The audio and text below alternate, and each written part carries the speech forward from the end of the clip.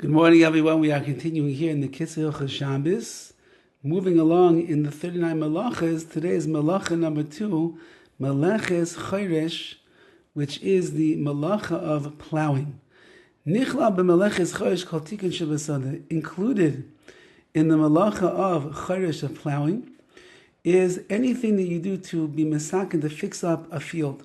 Whether you're fixing it up because you need to sow the seeds and plant over there, or it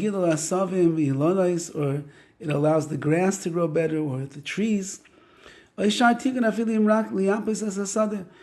other thing that you're doing to fix up the field, even if it's just to make it to make the field look nicer.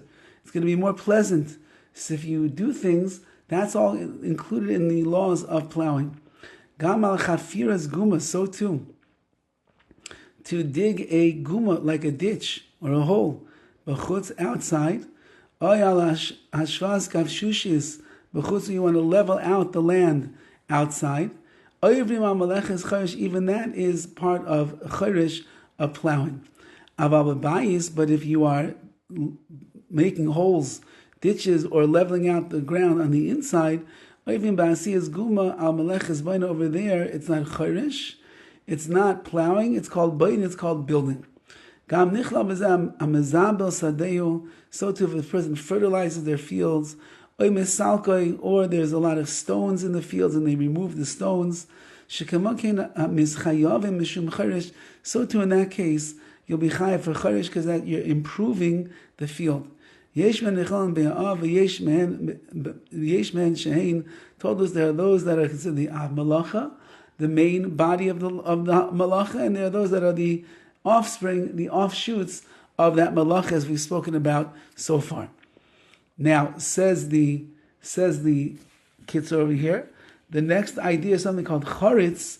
You're making a ditch, you're making a groove in the ground. You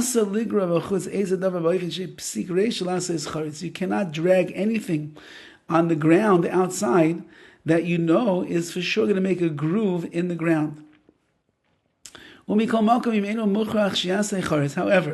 if it's not clear that it's going to make a groove, like we mentioned above, and that's where you're not machav, you have no intention that it should make a groove. In kanisa, then there's no prohibition. Meaning, if it's unclear that a groove is going to be made in the ground as you're dragging this thing along, you're okay. Nevertheless, you would be allowed to go on soft earth, or walk on sand. Even if you make a guma, you make some kind of a pit while you're walking along. You're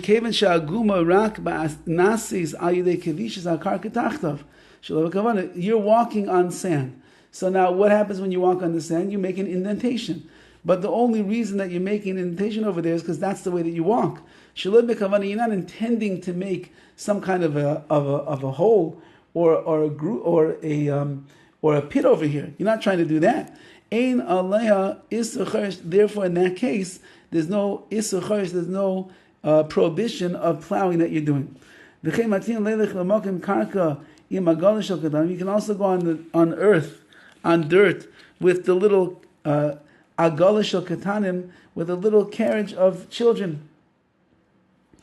As long as you're not taking something out from the private domain to the public domain, it has to be a place where there's an eruv or it's yom tov.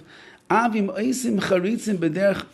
even if you make these pits, or you make these little ditches as you're going along, you can't avoid it. You're making these little grooves in the ground with the wheels of the baby carriage.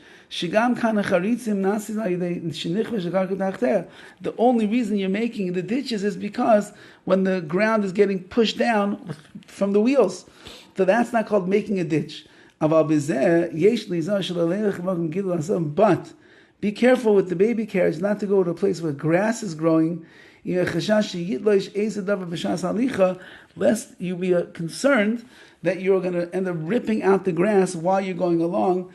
that's going to be what I guess we'll call it a psik ratio. You cannot avoid that at all, and that would be uprooting, as we're going to see the next halacha KITZUR, where you're not allowed to uproot things from the ground. So that's the halacha of CHORESH. We have a little bit more to see in Mitzvah Hashem. We're going to see that tomorrow. All the best.